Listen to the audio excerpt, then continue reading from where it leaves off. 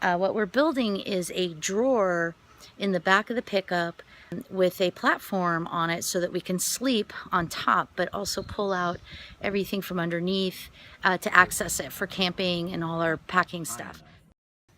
And then what are we gonna do, Alec? Go shopping.